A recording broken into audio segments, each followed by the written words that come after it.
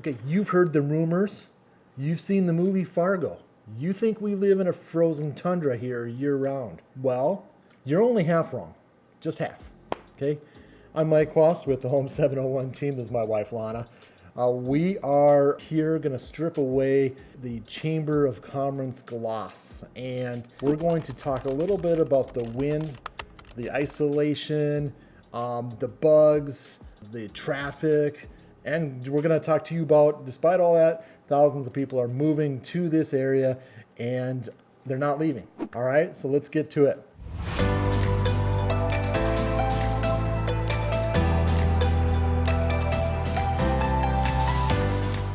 I'm Mike Quast, and this is my wife Lana. We're the Home 701 team in Bismarck, North Dakota. We love helping people make the smooth move to the Bismarck Mandan area.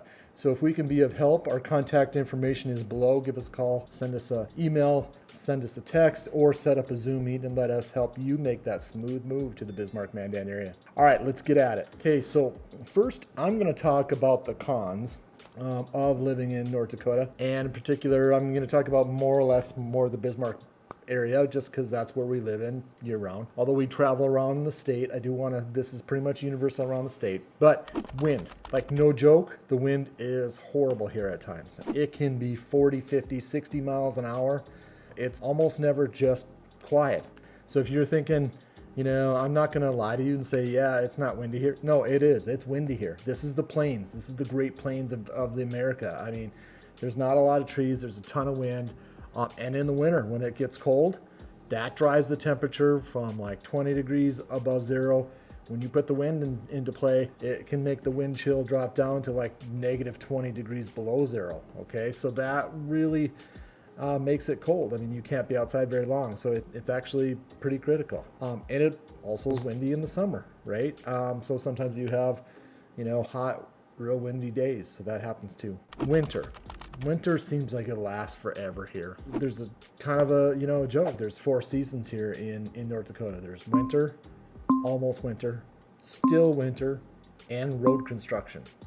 And it seems like it, all summer long they're just doing road construction, and it does end up to be kind of live hard, play hard. So when summer comes, everybody here in the state kind of gets out and does a lot of activities and gets out and does a lot of recreation and really lives. Now we have longer hours of daylight because of where we're at, so sometimes sun doesn't go down until 10:30, and so people live it up in the summer, so that's pretty important.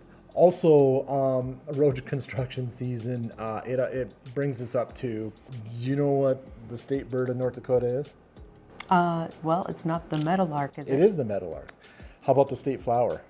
The prairie rose. Or sometimes people think it's the orange traffic cone. I swear it's like constantly out there, but seriously, I think it is. I thought you were going to say the state bird was the mosquito. Yeah, it could be that too.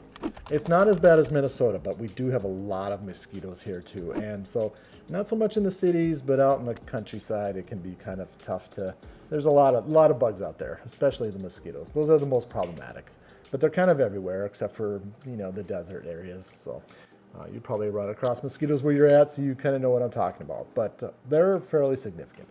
So we do have some strong thunderstorms here, a lot of lightning. Would you say the lightning's bad, the thunderstorms here? Yeah, it can be quite severe. Mm-hmm. And we had tornadoes last summer, right? Yeah.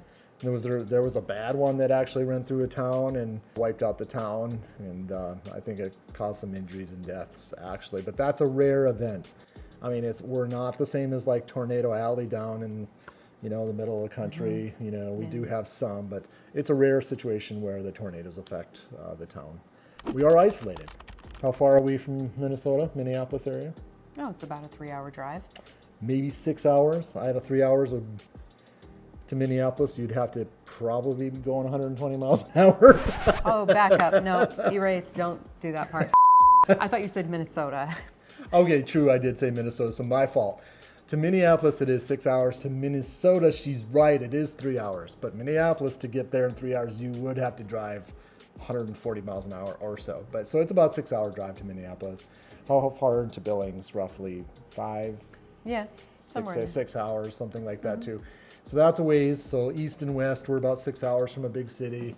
North, really don't have a lot. There's Winnipeg in Canada, which You know, we don't really generally cross the border into Canada just, you know, to go up to see things there. But south, we have Denver, would be 9 hours away plus. And so that's kind of, you know, we're kind of isolated here. And there's some benefits to that, but there's, you know, negatives to that too, right? You can't get anywhere fast unless you took a plane, and even so, you have to wait to get on a plane, and you got the, you know, time delays with that. And then you have to travel to a hub city before you even get to your destination. So there is some delays with travel, but that's kind of one of the negatives. But the positive on the side on that, you can kind of live your life and not pay attention to the outside world so much. Kind of isolated, kind of kept to ourselves. You know, you kind of live your life here. You can somewhat just be at peace, right? So there's that. Let's see here. I was going to tell you about some of the pros. Now, the pros for this, we have a very stable economy. You know, in another video, Lana talked about the coal and oil industry, and that's a big industry here. The oil industry's kind of been growing since about, you know, the early 2000s till now, and that's really, you know, brought us up from, you know, now at one point we were second in oil production just behind Texas. Now we're third behind Texas and New Mexico, ahead of Alaska. So a lot of oil here, so that brings a lot of jobs. And then what other jobs? Like healthcare. Healthcare is big. Yeah, and then there's two big hospital systems in Bismarck here, really well established, have a wide outreach through the whole state, including into the other states. You know, one of the hospitals in the Bismarck area also, which is in the center of the state, also is another hospital based out of Fargo, which is on the Minnesota, North Dakota border area. That's, you know, stable. And you mentioned agriculture. Agricultural, I didn't mention it, but yeah, thank you. That is huge. I mean, we produce a lot of food here. Cattle as well, and so that's one of our main industries in the state. We don't have a lot of population in the state, so we do have a lot of land that is used for that, so that's pretty good. Unemployment is really low. We had one of the lowest unemployment in COVID, and so that's kind of neat. So if you want a job, you can get one here. And you know, honestly, it's very difficult to live in North Dakota without a job. You try to live without housing or without paying bills and stuff. Middle of winter, it gets to like -20. I mean, that's really not compatible without housing, and it's not compatible without a job. So life just doesn't exist if you try to live in that. You can't. It's too cold to live in, so you have to have shelter. To have shelter, you usually have to have a job. So it kind of works out unless you're independently wealthy, I guess you can get away with that. But in any case, that's kind of the deal with that. But the state has some unique features because the oil industry has brought a lot of revenue in. There's been a pretty big surplus in the bank accounts of the state. But prior to that, even before we had the oil here, right, the state it set up a balanced budget requirement, which meant you could only spend as much as you could bring in. You couldn't overspend it. And in case some of the revenues didn't come in, then they did have a rainy day fund that was 15% of the budget, or a budget stabilization fund. And so they do have that in place, and that's been in place for years and years. And so that's kind of a unique feature of the Constitution of the state of North Dakota and just how it's run. And then it's safe, it's very safe. You can walk around downtown, go to restaurants. You don't worry about walking to your car, about getting mugged or anything like that. And the rush hour traffic means you might have to sit through a full traffic light cycle before you can go. I mean, not a half, right? A full one. So seriously, there just isn't really much traffic. And we lived in Los Angeles before, and we spent, you know, hours driving, right, some places. And this is just, we don't have that, right? We just have like very little traffic delays. You might have to, like I said, wait a traffic light cycle or two. I mean, it's very minimal. 15 minutes gets you across town. Pretty easy. If you were in Los Angeles area, it would often be over an hour each way. So basically you're saving yourself at least an hour, which is, you know, in an average year would be, well, you know, over 300 hours to save you, or I guess 13 days, right? So that's quite a bit of time to save yourself. Just you can do that's a almost 2-week vacation somewhere. Just think about that. Just you could take a 2-week vacation just on the time you saved driving. So kind of cool there. And finally, this area here, like North Dakota, the people are about freedom, right? They love their freedoms. They like to do different things. They like to, you know, do it as long as it doesn't affect somebody else. Kind of people do what they want, right? I like to think of this area like the men of North Dakota are like your rugged man that can do everything man. And they're kind of a man's man. And the women are very independent, strong, and a kind of a force to deal with, right? So they hold their own as well. They're very active in the outdoor activities as well. So it's a place where people have a lot of character. They're homegrown, they're real, they're strong, and caring too. So there's that. And can you tell us a little bit about how North Dakota people are nice? Well, there's something called North Dakota Nice. And basically that just means that generally the people in North Dakota are polite, they're friendly, they're modest and helpful. People here are polite. You may notice, for example, if you go out shopping, somebody may hold the door for you. Someone may pick up something that you dropped. Your neighbor is likely to have concern for you and may check on you if they haven't seen you for a while. They may bring you some soup or food if you're ill. So those are the types of things that you might notice, and generally people are approachable here.